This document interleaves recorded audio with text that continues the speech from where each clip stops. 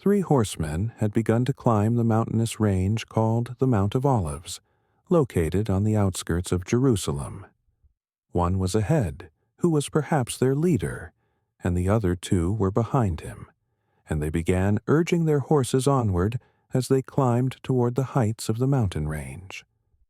They had only gone a little farther upward when the one who was in front suddenly pulled the reins of his horse, stopping it, and with that he tried to listen carefully to some sound. His two companions, who were riding behind him, also pulled the reins of their horses and stopped them. Then they too began trying to listen carefully for some sound. At that moment, a voice reached their ears, a voice that poured honey and nectar into the hearing. Some young, tender girl was singing in a sweet, honey-filled voice with an extremely passionate tone. The song she was humming had a meaning somewhat like this: "My fellow traveler, my fellow traveler. The true companion is the one who, standing at the crossroads of Barzakh and the day of judgment, before the boundless night's fears, the dark swelling clouds of painful moments, the unspoken tales of yellow leaves, the wells of death spreading through the corners of night, before trembling, suffering, burning shadows, stands firm like intoxicating moments and paradise-like melodies. O companions, O close-sitting friends, good is the one who, before the hidden waves in stormy anguish, wandering hopeless fatigue, stories of punishments and torments, countless sleepless nights of desires, stormy afflictions of greed and self-interest, horrors and corrupt temptations, stands firm like magical melody and wondrous charm. O my fellow speakers, O my fellow thinkers, beloved is the one who, encircled by the girdle knot of the cross-net, before the ropes of darkness, burning hungers, the downfall of culture, the deviance of civilization, voices of sin and disgrace appears as the mountain-like dignity of a pebble's forehead. Good is the companion, the fellow of age and hardship, who, before the gallows of emotions, poison-filled eyes of prejudice, the rage-filled hunter's fury, the mirage of longings, the abyss of sorrows, the assault of griefs, the sting of trials, the bitter seasoned misfortunes, and those who decree sin and destruction, becomes the burning spark of morning, the tale of prison and battle. O fellow souls, O delicate companions, good is the partner of life who, before the arrogant poisonous serpents that corrupt the prayer mats, the open embrace of death and fate, the nakedness of humanity and the foolishness of ignorance, stands firm like the strong tower of educational sanctuaries. The one who, before the death of intellect, the flood of calamities, becomes the horseman of the fields of conquest. O fellow breaths, O fellow voices, the true partner of life is the one who, in the whirlwinds of sins, the wrath of nature, the clash of truth and falsehood, the scales of prejudice, and the merciless mischief of evil, becomes the messenger of light, the creator of nature, the song of protection on the instrument of time, and the fragrance of the roses of closeness. If such a shell and pearl, such a ruby and coral could be found, then my lips and my passions would freeze. I would offer all my qualities to him, the fragrance of my breaths, the scent of my rosy desires, the dreams of my longings, my beliefs, my prayers, everything to him. Up to this point, the girl singing the melody had stopped. Perhaps she had seen those three riders. At this, all three were startled. The one who was ahead, their leader, speaking to his two companions, said, "What a honey-like and sweet voice! I have never before heard such a delightful sound. Come, let us see who this girl is who is singing such a melody." With that, when they spurred their horses and went a little higher, they saw a girl sitting on a stone, and near her a boy was sitting eating food. Seeing the three riders, the girl rose from her place. The boy sitting near her kept eating as he was. He only cast one glance at them and then became indifferent to their presence. They stopped their horses.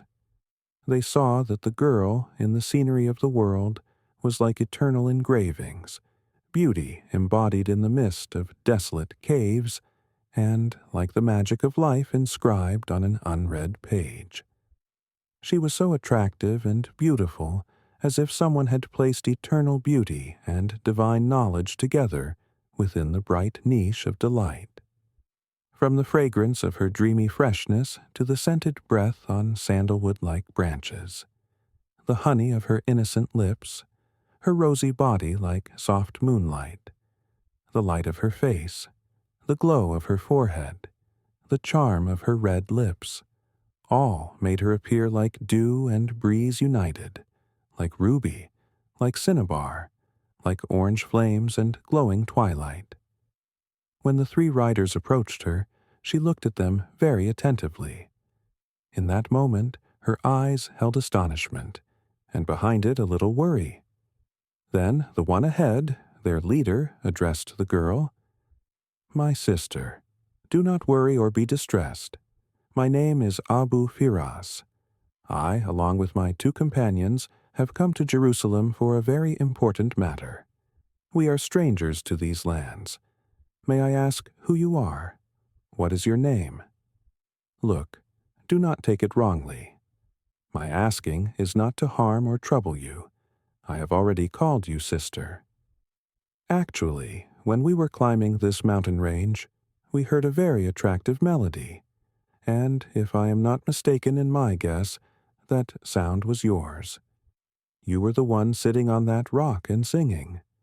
The girl smiled and said, "Your guess is correct. Your name shows that you are a Muslim and a stranger in these lands. My name is Sariya, and I am from that settlement you see down there." The girl fell silent because Abu Firas again started speaking. "I see that in this Christian land there is no cross hanging around your neck, and that you are not a Christian. So are you a Muslim or a Jew? And if you are from that settlement, what is your father's name? And why are you tending the herd?" At this, the girl smiled and said, "My father's name is Kenyon. Your guess is correct. We are not Christians, we are Jews. It is not the herd. The one sitting and eating is the one herding. He is my brother. His name is Thomas." The three of them were looking at the girl in a strange way, because while she was talking to them, they saw that during the conversation her gaze carried the distribution of light like the sap of morning flowers in every breath. When she spoke, it seemed as though closed buds had burst open. She moved her filled arms and hands while speaking. Then Abu Firas fired another question. "My sister, if you do not mind, may I say that you have not married yet, have you?" Abu Firas deliberately paused. On his face, feelings full of cunning and slyness were dancing. At this question, the girl's diamond-like, ruby-like, fiery face turned crimson with modesty. Shyness and playfulness dominated the redness of her eyes. For a moment, she became like the fragile branch of a flower, and her book-like face became like the bright waves of twilight due to embarrassment. Then she gathered herself and said,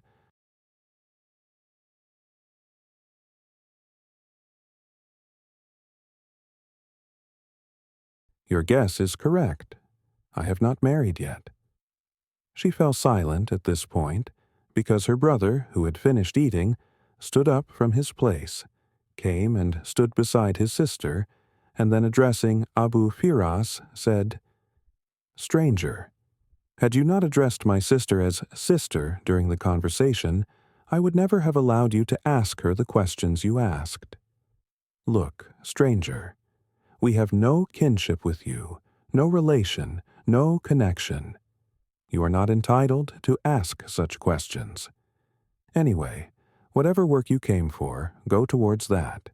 You people have no right to gain more information from us." Abu Firas noticed signs of displeasure on Tomas's face and a roughness in his tone. He shook his head, and then, with his two companions, he again began climbing the ascent of Mount Olive.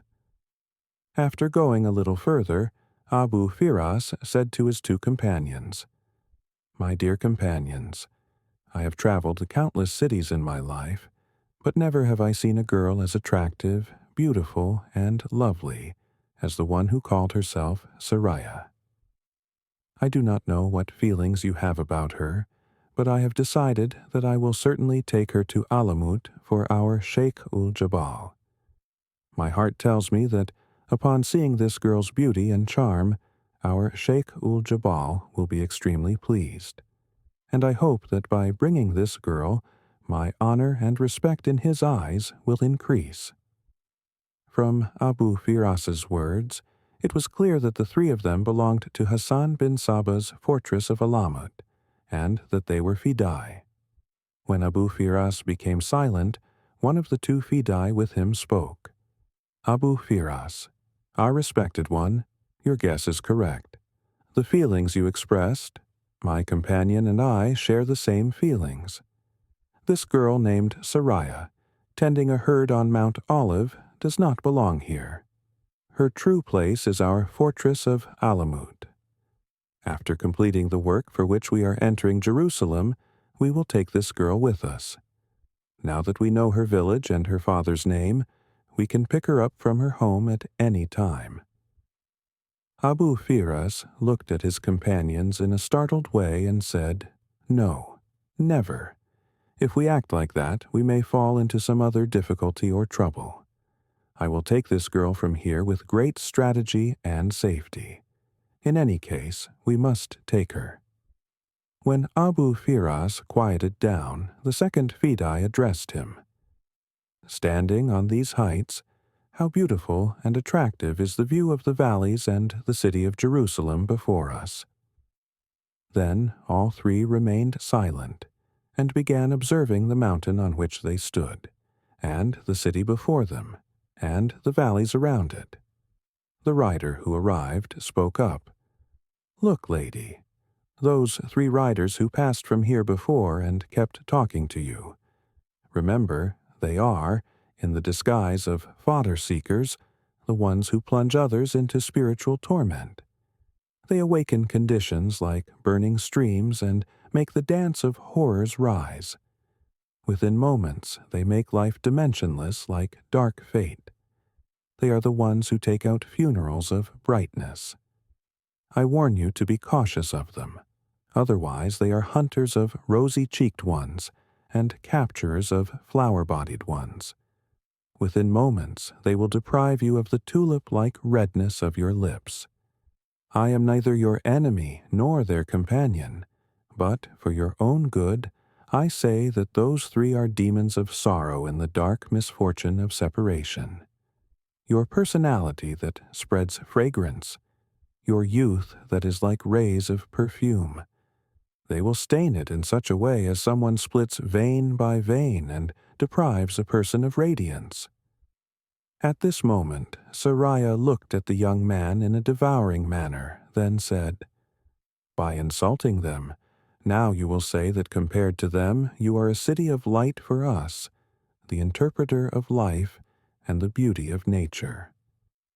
Remember, just as they cannot become our well-wishers, in the same way you also cannot become deserving of the sunlight of my cheeks, of this form of mine. Remember, I have seen many youths like you whose purpose of life is to trap girls like me. When speaking to me, keep one thing in your mind.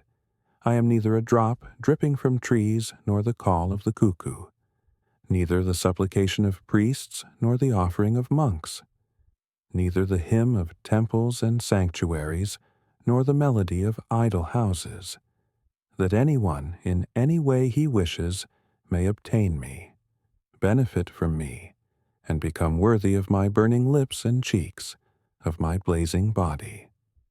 Never. I know people like you very well. just as you got down from your horse. In the same way, immediately mount your horse and run away from here. If you do not do so, then right now I will pick up a stone and stone you in such a way that you will lose your life. Get lost from here. Run." Signs of displeasure were on the young man's face. He cast one glance at Thomas, then, without placing his feet in the stirrups of the saddle, with a single leap he mounted his horse, and turning the horse's direction, he went down the slope towards the same side from which he had come. After he left, Thomas addressed Sariya. "Sariya, my dear sister, you have done wrong to that young man. The 3 men who came earlier looked to me, from their faces and their manner, like plunderers and thieves. In their eyes I saw the nature of killers. But this person who came, there was goodness in his gaze. Waves of decency were rising. There was sympathy and compassion on his face, from which we did not try to take benefit. In my opinion, while those 3 who have gone were talking to us, this one was standing somewhere below, hidden, watching. And as soon as they left, he came up to learn the nature of the situation. He did not follow them. He has gone back. He is not their companion. In my view, he came to us only out of sympathy, and you did not do well by insulting him and dismissing him." Sariya smiled at Thomas, then said, "You are still young. I know such people very well. Wherever they see a beautiful girl, there they try to overflow like a brimming cup of love. Anyway, forget it. He went back the same way he came. Curse the first 3 as well. We have nothing to do with him, nor with the 3 who left earlier." With this, Sariya picked up the empty utensils, then, looking at Thomas, said, "All right, I am leaving now." With this, she turned around, and, descending the slope, began heading toward the settlement. After entering the city, Abu Firas and the 2 Fidas entered the palace of Baldwin, the king of Jerusalem, and introduced themselves to the palace guard.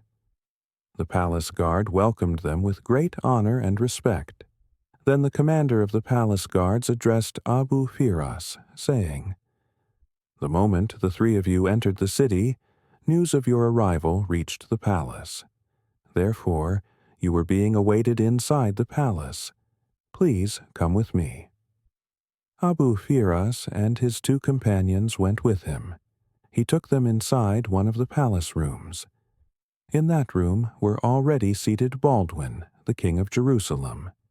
In addition, the ruler of Beir Jalut, Guy of Lusignan, his wife Sibylla, the ruler of the fortress of Kerak, Reginald, and his son Humphrey. All of them rose from their places and warmly welcomed Abu Firas and his 2 companions. Then Baldwin asked the 3 of them to take seats, and, at Baldwin's gesture, the palace guard who had brought them left the room. After a short silence, Abu Firas looked toward Baldwin and spoke.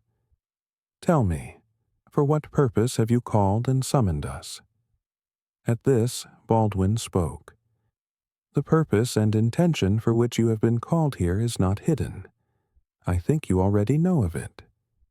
In Syria, the head of your order, Sheikh al-Jabal, whose name is Sinan, we had contacted him, and we mentioned a little bit of detail to him. I believe Sinan has informed you." Baldwin had to fall silent because Abu Firas spoke up. "What you say is correct. Sinan is our chief in those regions and the most important and favored representative of our Sheikh al-Jabal. He has told me a little detail.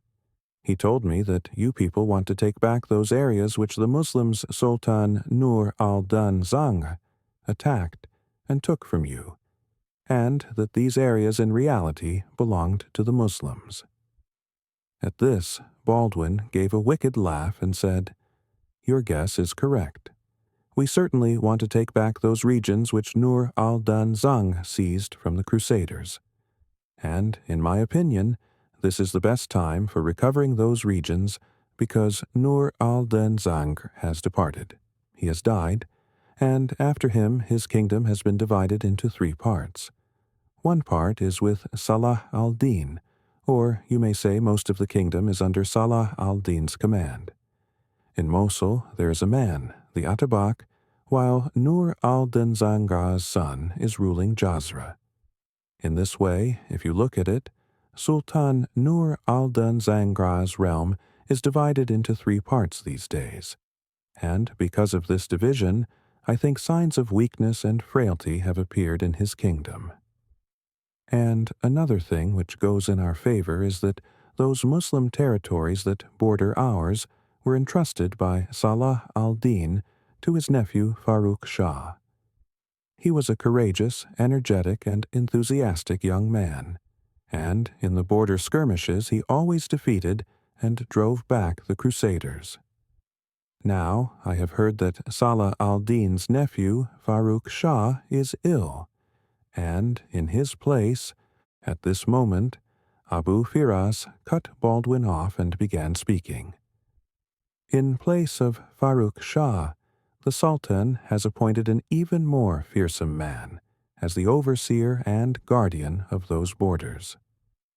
Although this appointment may be temporary, the person who has been appointed, remember, he is far more terrifying, warrior-like, brave and powerful than Farrukh Shah.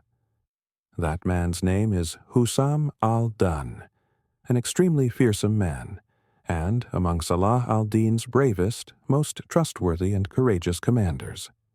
Besides his relatives, if Salah al-Din can place the highest trust and confidence in any of his commanders, they are 3. One is Husam al-Dun, who is appointed over the protection of the borders. The second is Karakush, and the third is Azuz al-Dun Jirduk. As for Karakush, he is a Turk. As for Husam al-Dun, he is an extraordinarily fearsome Kurd. He takes pride in penetrating deep into the enemy ranks in the battlefield to begin his work. Azaz al-Dun Jirduk is also a Turk. When Abu Firas fell silent, Guy of Lusignan addressed him. Abu Firas, before the 3 of you arrived, we were already discussing this very matter. In fact, we have obtained considerable information about the Muslims' Sultan Salah al-Din. As we told you earlier, Nur al-Din's kingdom is divided into 3 parts. Therefore, signs of weakness exist. If we begin war with Salah al-Din, I think the only place from where he might get help is Egypt, where his younger brother Saif al-Dun Abu Bakr is ruler. He may arrive with an army to help him. I think his arrival will not make any difference to our strength or power. After saying this much, Guy of Lusignan paused, then addressing Abu Firas again said, Abu Firas, as I already told you, beside me sits my wife Sabila. Ahead is Reginald. He is my brother. With him is Humphrey of Tehran, Reginald's son and my nephew. We have all jointly decided that we should begin war with the Muslims from Ramla and Bayer Jalut, because I am the ruler of these regions these days, and I hope that if we begin war from these 2 fronts, we can inflict a humiliating defeat on Salah al-Din. Our informants have reported that the commanders who may participate in the battles alongside Salah al-Din are his son al-Afdal, his other son al-Zahir, his nephew Taka al-Din, Karakush, and Aziz al-Din Jirduk. As for Salah al-Din's extremely bloodthirsty and fearsome commander Husam al-Din, he is these days appointed over the protection and surveillance of the borders. I think that if we begin war from Ramla and Bayer Jalut, Husam al-Din might not take part in these battles.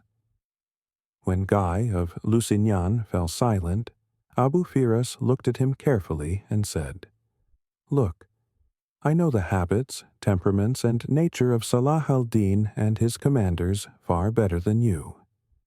If you begin war with Salah al-Din from Ramla and Bayer Jalut, then Salah al-Din will entrust the protection of the borders to someone else, and include Husam al-Dun in the army, because in a way, Husam al-Dun is his right hand. If you really wanted to begin attacks against Salah al-Din, then first you should have done something else. You people should have established contact with the ruler of Mosul, Is al-Dun Atabak, and with al-Salih of Jazira, and should have encouraged them that if we begin war with Salah al-Din, then from behind they should also display rebellion against him. In this way, your wars against Salah al-Din could meet with success. When Abu Firas fell silent, then Baldwin, the king of Jerusalem, looked at him and began speaking. Abu Firas, your suggestion is very good, but let me inform you that we have already tried this method. We sent our best representatives to Mosul and Jazira, gave Is al-Din Atabak and al-Salih the best inducements, offered them as much money as they might demand, but they rejected every one of our offers. They were not in any way willing to expose Salah al-Din's back. Therefore, whatever we have to do with Salah al-Din now, we must do it alone. And we are determined that the territories which the Muslims Sultan Nur al-Din Zang took from the Crusaders, we shall take them back from him at any cost. After saying this much, Baldwin paused, then continued speaking. Abu Firas, now I come to my real purpose. We have called you so that you may select some trustworthy fidas of yours, and set them behind Salah al-Din, so that they may end Salah al-Din. If they do this, I believe no greater achievement or victory can be imagined for us. Whatever amount you demand for them, we shall grant you. Baldwin then reached behind him, picked up 2 pouches, and placed them in front of Abu Firas, beginning to speak. This money is an advance payment. Once you complete our task, remember, we will pay you many times more. Abu Firas opened the pouches and looked inside. He smiled for a while, then closed the pouches and looked at Baldwin, saying, These 2 companions sitting with me are the finest assassins of our fortress. I will assign both of them to follow Salahuddin, and I hope they will succeed in accomplishing their mission. Baldwin was pleased with Abu Firas's words. After thinking for a moment, he addressed him again. Abu Firas, your words have pleased me. Now tell me, what is your plan of action? Abu Firas smiled and said, For now, I will stay here in Jerusalem, because I have some tasks to complete here, and some in Salahuddin's territories. As for my 2 companions, these assassins will take the 2 pouches and, after a short while, proceed towards the Alamut fortress. They will inform Sheikh al-Jabal about the matter agreed upon between us and also deliver the cash pouches. Your task will be accomplished, but I also have one favor to ask of you. Baldwin looked at him sharply and asked, What favor? Abu Firas cast a full, meaningful glance at his 2 companions, then looked at Baldwin and said, We were heading towards Jerusalem, and when we climbed Mount of Olives, we saw a girl. Her brother was grazing sheep, and she had brought food for him. She was sitting on a stone, singing. Her voice was so captivating that one could not help but be drawn to her. Hearing her, we approached her. To be honest, he continued, I have never seen such a beautiful, charming, and radiant girl in my life. After seeing her, the 3 of us decided that her true place is not in the village of Mount of Olives, but in our Alamut fortress. I want you to hand this girl over to us. My 2 companions will take her and present her before Sheikh al-Jabal. He will be delighted to see her. I hope initially he will assign her to his service. If not, she will become part of the paradise of beauties in Alamut, where many beautiful girls already reside. When Abu Firas fell silent, Baldwin said, Give me details about this girl. What is her name? Which village is she from? What are the names of her family members? Abu Firas then told Baldwin all the details about Sariya.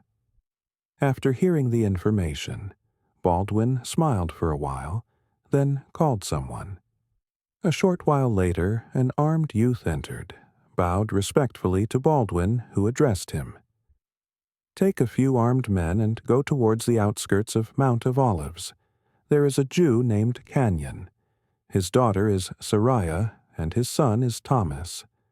Our honored guests have taken a liking to Sariya and wish to take her with them. Bring this girl here. Baldwin then gestured with his hand, calling the youth closer. When he approached, Baldwin took a pouch of cash from a nearby chest and handed it to the youth, saying, "Give this pouch to her parents. If they refuse to hand over the girl, make it clear to them that if they do not comply, everyone will be killed. Tell them she will go to Sheikh al-Jabal of Alamut, and will be treated with great respect there. 3 honored guests from Alamut are taking her today. I believe you understand the matter. Now go and complete this task." The armed youth then turned and left. After his departure, Baldwin ordered everyone to have a meal together. Afterwards, they discussed the attacks from Ramla and Beir Jalut towards Salahuddin's territories. After a long while, the armed youth returned, entering the same room where Baldwin, Abu Firas, and his companions were. Sariya was with him. Seeing Sariya, Abu Firas and his companions were delighted. It appeared she had been crying. Baldwin cast a deep and meaningful glance at Sariya, then addressed her. "Listen, girl. You are fortunate that the 3 representatives of Sheikh al-Jabal of Alamut have liked you for your beauty and charm. You will go with them to Alamut. Listen. If you try to escape, harm them, or refuse to go with them, your head will surely be cut off. Because of this crime, your parents and brother will also be executed. I believe you understand." Sariya said nothing. She seemed dazed, confused, and deeply distressed. Baldwin then addressed the armed youth. "Take this girl with you. Arrange a fine horse for her. Once ready, report back to me. 2 of the honored guests will take her along with them." The armed youth left with Sariya. A short while later, he returned and reported that the horse was ready. Abu Firas rose, and his 2 assassins also stood up. Abu Firas then said, "My honored hosts, I will stay here for a few more days, after which I will head towards Muslim territories. During this period, I will continue to meet you all. I will now bid farewell to my companions." With that, Abu Firas left with his 2 companions. He gave them the cash pouches at the place where their horses were tied in the royal stables. Sariya was also standing there, and an armed youth was holding the reins of her horse. Abu Firas's 2 companions mounted their horses, and the youth holding Sariya's horse addressed her. "Lady, sit on the horse quietly. If you resist, argue, or defy, you will lose your life." Sariya quietly mounted the horse. When the 2 assassins rode off, she followed on her horse. Abu Firas smiled and returned to Baldwin, while his 2 companions took Sariya along and departed.